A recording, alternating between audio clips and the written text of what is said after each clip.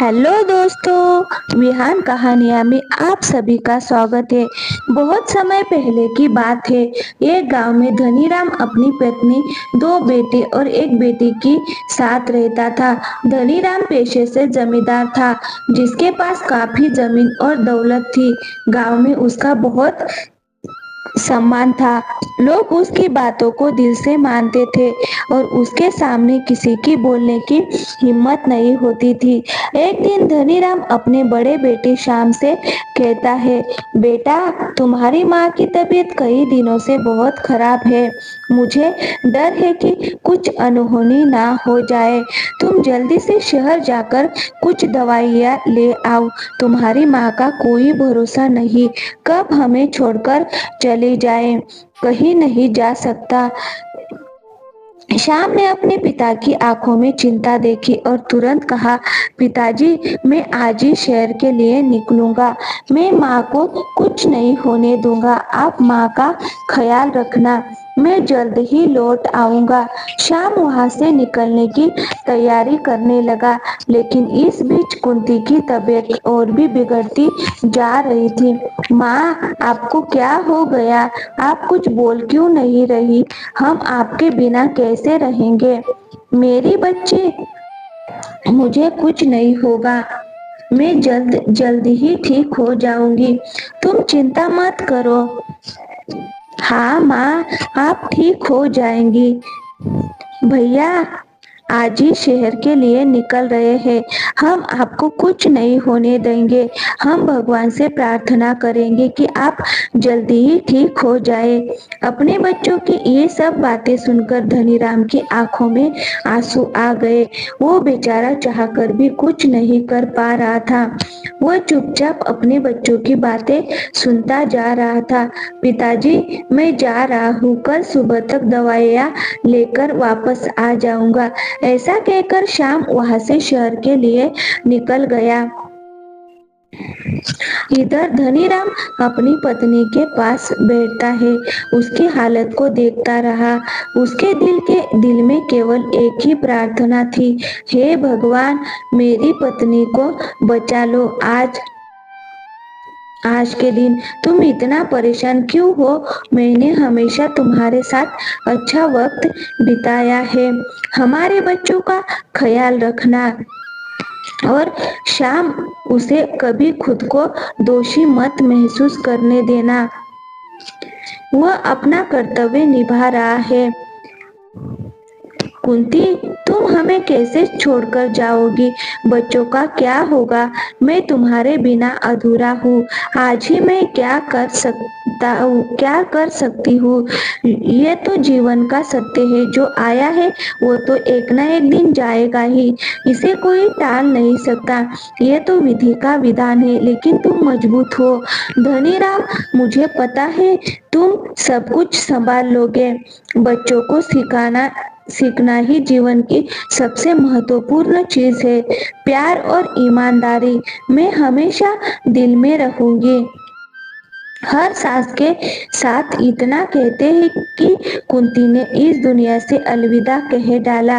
अब वो इस दुनिया से हमेशा के लिए चल बसी। बेचारे उसके बच्चे फूट फूट कर रोने लगे। अगली सुबह जब श्याम अपने घर पर दवा लेकर आया तो उसने देखा कि उसकी माँ की मृत्यु हो गई है। ये देखकर श्याम अंदर से चूर चूर हो गया था। वह जैसे तैसे करके अपने आप को संभाल लेता है।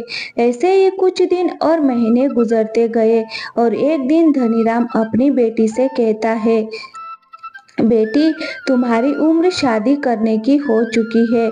तुम्हारी माँ की भी यही इच्छा थी कि मैं तुम्हारी शादी धूमधाम से करूं। तुम्हारी माँ को तुम्हारी शादी की हमेशा चिंता लगी रहती थी। आखिर तुम शादी करना क्यों नहीं चाहती हो?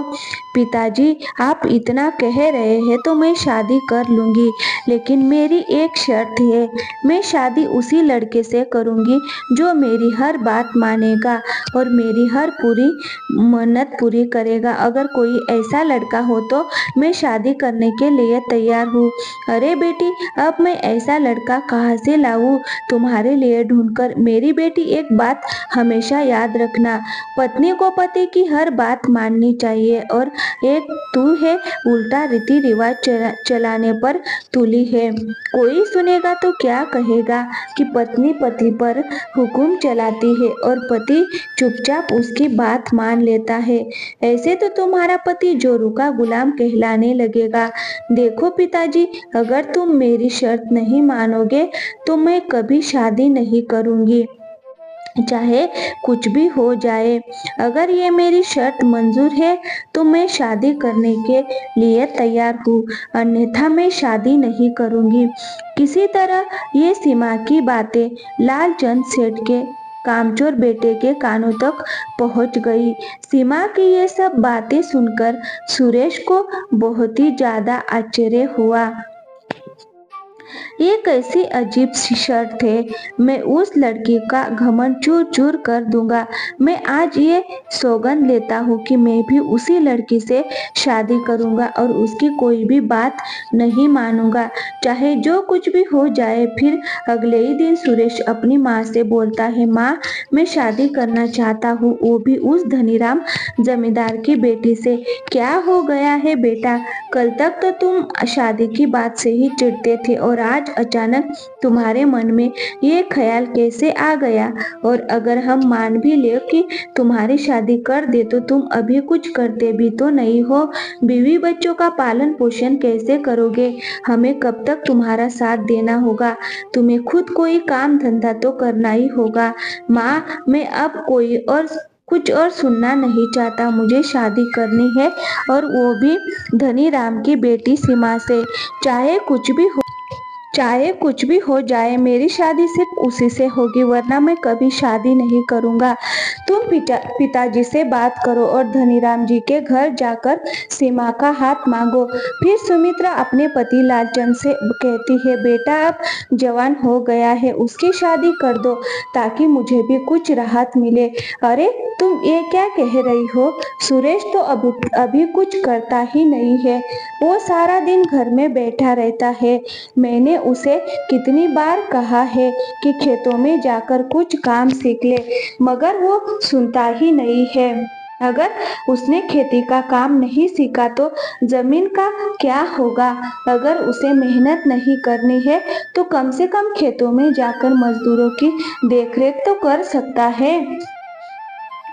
तुम सही कह रहे हो, लेकिन वो अभी नासमझ है। अगर हम उसका विवाह कर देंगे तो उसे जिम्मेदारी का एहसास होगा और शायद वो काम करने लगे। हाँ, शायद तुम सही कह रही हो। तुम्हारी नजर में कोई लड़की है सुरेश के लिए? हाँ, धनीराम जी की बेटी सीमा बहुत सुशील और समझदार है। अरे धनीराम जी तो अच्छे इंसान है, चलो कल उनके घर चलते हैं। अगले दिन लालचंद और सुमित्रा धनीराम के घर जाते हैं। अरे लालचंद जी, कैसे आना हुआ? धनीराम जी, हम आपके घर आपकी बेटी सीमा का हाथ मांगने आए हैं, हमारे बेटे सुरेश के लिए। ये तो बहुत अच्छा हुआ, इससे हमारी दोस्ती रिश्तेदारी में बदल जाएगी। कुछ ही दिनों में सुरेश और सीमा का विवाह हो जाता है। शादी के कुछ दिन बाद सुरेश सीमा से कहता है, तुमने कहा था कि तुम उससे शादी करोगे, तुम्हारी कोई बात नहीं मानूंगा। अब देखता हूँ तुम मुझे कैसे मनवाती हो। सुरेश सीमा को ताना देने और बुरा भला कहने लगता है और कभी कभी वो मारपीट पर भी उतर आता है। मैं आपकी पत्नी हूँ और उम्मीद करती हूँ कि आप मुझे सम्मान देंगे। हमारे रिश्ते की मजबूती और खुशहाली के लिए ये जरूरी है कि आप मेरे प्रति आदर और समझदारी से पेश आए। अगर आप मुझे मारपीट ही करना चाहते हैं तो पहले खुद की मेहनत से कुछ कमा कर दिखाए, फिर मुझे मारने का हक मिलेगा। अभी आप अपने पिता के पैसों पर निर्भर है। क्या तुम समझती हो कि मैं कुछ नहीं कमा सकता? ठीक है, अब मैं तब तक घर नहीं लौटूंगा जब तक आप मेहनत से अच्छा धन ना कमा लाओ। सुरेश गुस्से में ये तो कह देता है, लेकिन बाद में सोच में पड़ जाता है, मैंने तो अपनी जिंदगी में कोई काम ही नहीं किया, ऐसे में मुझे क्या काम मिल सकता है जिसे मैं कर सकता हूँ। एक काम करता हूँ भाई, कोई काम बताओ, मुझे भी कुछ करना है। अरे तुम तो जमींदार के बेटे हो, क्या जरूरत है काम करने की? मुझे किसी ने शर्त लगाई है कि मेहनत करके कमा सकता हूँ, इसीलिए मुझे कोई काम चाहिए। देखो भाई, हम तो मेहनत मजदूरी का काम करते हैं और मेहनत मजदूरी तुमने कभी की ही नहीं है, इसीलिए वो काम तुमसे नहीं हो पाएगा। तुम कोई और काम ढूंढ लो जिससे मेहनत कम और पैसे ज्यादा मिल जाए। इतना कहकर सुरेश चला जाता है। सुरेश को राजू की बात पर बहुत गुस्सा आता है, लेकिन वो कर भी क्या सकता था, इसीलिए चुप रहता है। सुरेश बगैर किसी को कुछ बताए धन कमाने की तलाश में निकल पड़ता है। वह अपने गांव से करीब 50 किलोमीटर दूर एक अमीर सेठ के पास चला जाता है और उस सेठ का बहुत बड़ा दाल चावल का गोदाम होता है। सेठ जी, मैं पास वाले गांव रामपुर से आया हूँ, आपके पास काम की तलाश में। अगर आप मुझे कोई काम दे देंगे तो आपकी बड़ी कृपा होगी। रामपुर में मेरा बहुत ही अच्छा मित्र रहता है, उसका नाम लालचंद सेठ है, क्या तुम उसको जानते हो? जब सुरेश लालचंद यानी अपने पिता का नाम सुनता है तो वह घबरा जाता है और सोचने लगता है कि कहीं पिताजी को मालूम ना हो जाए कि मैं दूसरे की यहाँ मजदूरी करने आया हूँ। अब मैं क्या करूँ? अगर घर वापस गया तो सुमन से किया हुआ वादा पूरा नहीं होगा। अरे जो होगा देखा जाएगा। अगर पिताजी को मालूम भी हो गया तो मैं उन्हें सब सच सच बता दूंगा। अरे भाई, किस सोच में डूब गए? लालचंद सेठ का नाम सुनकर कोई परेशानी तो नहीं? नहीं नहीं सेठ जी, ऐसी बात नहीं है, दरअसल वो बहुत ईमानदार और अच्छे व्यक्ति है और उनके गांव में उनकी बहुत इज्जत है। अच्छा, तब तो तुम्हें काम देना ही पड़ेगा, आखिर तुम मेरे मित्र के गांव से जो आए हो। देखो भाई, अगर तुम मेहनत और लगन से काम करोगे तो अच्छा पैसा कमाओगे। सुरेश को सेठ जी काम पर रख लेते हैं। जब सुरेश के पास अच्छा खासा धन इकट्ठा हो जाता है तो वह अपने घर जाने की सोचने लगता है। सेठ जी, मैं सोच रहा था कि एक बार गांव जाकर बीवी बच्चों से मिल आता हूँ। तुमने सही कहा सुरेश, बीवी बच्चों से मिलना भी जरूरी है। अगर जीवन भर कमाते ही रहेंगे तो उनसे कब मिलेंगे? तुम कल अपने गांव निकल जाना और मिलकर जल्दी आ जाना। सुरेश सारा पैसा इकट्ठा करता है और अपने गांव की ओर चल पड़ता है। फिर रास्ते में उसे दो चोर खाना खाते हुए मिलते हैं। अरे भाई, इतनी जल्दी में कहाँ जा रहे हो? आओ आओ, हमारे पास बैठो और खाना खाओ। सुरेश को बहुत भूख लगी होती है, इसीलिए वो उनके पास बैठ जाता है। लगता है आप शहर से धन कमाकर लौट रहे हो, हम दोनों भी शहर जा रहे हैं धन कमाने की तलाश में। क्या आपको पता है कि इस रास्ते पर बहुत सारे लुटेरे और चोर रहते हैं? आपको अपना धन सावधानी से लेकर जाना चाहिए। लेकिन मैंने तो सुना था कि ये रास्ता बहुत ही सुरक्षित है, यहाँ लुटेरे नहीं मिलते। अरे भाई, आजकल हर रास्ते पर लुटेरे मिलते हैं, अगर आपने अपने धन का ध्यान नहीं रखा तो वो चोरी कर सकते हैं। हम भले और ईमानदार लोग हैं, बिल्कुल आपकी तरह हम आपके धन की सुरक्षा कर सकते हैं, अगर आप कहे तो। बाकी आपकी मर्जी। ये आप क्या कह रहे हैं? मैं आपको अपना धन क्यों दूं? मैं तो ठीक से आपको जानता भी नहीं हूँ। अरे भाई, इसमें नाराज होने की क्या बात है? आपका धन है, आप चाहे तो दे या ना दे, हम तो बस आपको आगाह कर रहे थे। फिर सुरेश सोचता है, देखने में तो ये दोनों ईमानदार लगते हैं, अगर ये ठग होते तो शायद मेरा धन छीन सकते थे। लगता है मुझे इनकी बात मान लेनी चाहिए। देखो भाई, मैं तुम्हें अपना धन तो नहीं दे सकता, लेकिन अगर तुम मेरे साथ मेरे गांव तक चलोगे तो मैं तुम्हें कुछ पैसे दे दूंगा। इस तरह मेरे धन की सुरक्षा भी हो जाएगी और तुम्हारी भी कमाई हो जाएगी। ठीक है, हम कुछ देर बाद चलेंगे, तब तक आराम कर लेते हैं। तीनों एक पेड़ के नीचे बैठकर आराम करने लगते हैं। कुछ ही देर में सुरेश को नींद आ जाती है। दोनों ठग सुरेश का सारा धन चुरा कर ले जाते हैं। जब सुरेश की आंख खुलती है तो उसे वह दोनों ठग कहीं भी दिखाई नहीं देते। वह अपना सामान चेक करता है और देखता है कि उसका सारा धन गायब है। सुरेश बहुत ही परेशान हो जाता है। धीरे धीरे रात होने लगती है और उसे दूर एक रोशनी दिखाई देती है। वहाँ एक बुढ़िया का घर होता है। दादी, मैं शहर से धन कमाने आया था, लेकिन रास्ते में मुझे दो ठग मिल गए। मैं बहुत थका हुआ हूँ। क्या आप मुझे अपने घर में ठहरने के लिए थोड़ी सी जगह दे सकती है? बुढ़िया, जो एक नेक दिल औरत थी, उससे उसके पास कोई औलाद नहीं थी, उसने सुरेश को अपने घर में रुकने की अनुमति दे दी।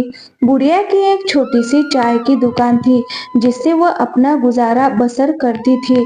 सुरेश ने बुढ़िया की चाय की दुकान पर काम करना शुरू कर दिया। कुछ ही दिनों में बुढ़िया की चाय की दुकान काफी बड़ी हो गई।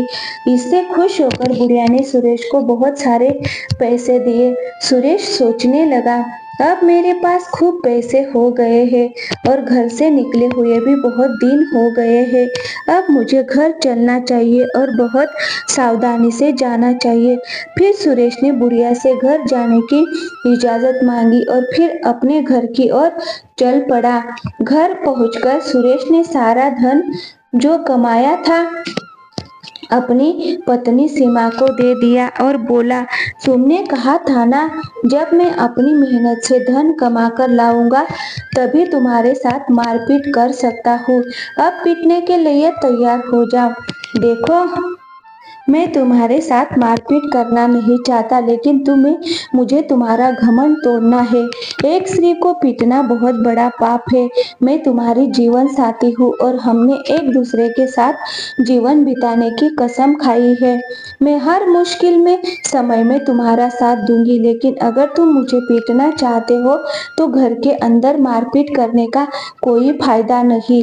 गांव वालों को भी तो पता चले कि तुम धन कमाकर लौटे हो और इसीलिए अपनी पत्नी को पीटने वाले हो।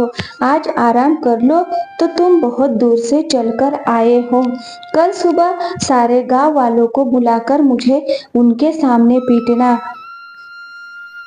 सुरेश सीमा की बात मान लेता है। अगली सुबह वह सभी गांव वालों को इकट्ठा करता है। जैसे ही सुरेश अपनी पत्नी को पीटने के लिए आगे बढ़ता है, उसके पिता लालचंद जमींदार वहां आ जाते हैं। बदतमीज, नालायक, ये क्या कर रहा है? एक स्त्री पर हाथ उठा रहा है क्या? तूने इससे शादी पीटने के लिए की थी, जानता भी है जिस दिन से तू गया है उस दिन से एक दिन भी चैन से नहीं सोई है। हर वक्त तेरी याद में रोती रहती है और तू है जो इसे पीटने की तैयारी में है। गांव वालों के सामने सुरेश शर्मिंदा हो जाता है। उसके दिल में सीमा के लिए नफरत खत्म हो जाती है और उसे अपनी गलती का एहसास हो जाता है। वो सीमा से माफी मांगता है और उसके पैरों में गिर जाता है। सीमा उसे उठाकर कहती है, मैं तुम्हारी जगह मेरे पैरों में नहीं बल्कि मेरे दिल में है। इसके बाद सुरेश ने कभी सीमा से कोई गलत व्यवहार नहीं किया और हमेशा उसकी हर बात मानने लगा। सुरेश और सीमा अब एक दूसरे के साथ खुशहाल जीवन जीने लगे थे। लेकिन एक दिन सीमा की तबीयत अचानक बिगड़ गई। गांव के डॉक्टर ने बताया कि सीमा की हालत गंभीर है और उसे तुरंत बड़े शहर के अस्पताल ले जाना होगा। सुरेश को ये सुनकर बहुत दुख हुआ, लेकिन उसने हिम्मत नहीं हारी। सुरेश ने गांव वालों से मदद मांगी और जैसे तैसे पैसे इकट्ठे करके सीमा को शहर के अस्पताल में ले गया। अस्पताल में सीमा का इलाज शुरू हुआ, लेकिन डॉक्टर ने कहा कि इलाज लंबा चलेगा और इसके लिए बहुत सारे पैसों की जरूरत होगी। सुरेश के पास अब पैसे खत्म हो चुके थे। हे भगवान, मैंने बहुत गलतियां की है, लेकिन अब सीमा की जान बचाने के लिए मुझे कोई रास्ता दिखाओ। मैं उसके बिना नहीं रह सकता। सुरेश ने शहर में छोटे मोटे काम करने शुरू कर दिए, कभी सफाई तो कभी बर्तन धोना। वो दिन रात मेहनत करने लगा ताकि सीमा का इलाज चलता रहे। उसकी मेहनत और सच्चे प्यार ने उसे कभी हार नहीं मानने दी। एक दिन जब सुरेश अस्पताल पहुंचा तो डॉक्टर ने उसे बुलाया। सुरेश का दिल धड़क रहा था। उसे डर था कि कहीं कुछ बुरा ना हो जाए। सुरेश, सीमा का इलाज सफल हो रहा है, लेकिन पूरी तरह ठीक होने में समय लगेगा। सुरेश की आंखों में आंसू आ गए, लेकिन ये आंसू खुशी के थे। उसने डॉक्टर का धन्यवाद किया और भगवान का शुक्रिया अदा किया। कुछ महीनों बाद सीमा धीरे धीरे ठीक होने लगी। एक दिन सुरेश जब अस्पताल के कमरे में दाखिल हुआ तो उसने देखा कि सीमा मुस्कुरा रही है।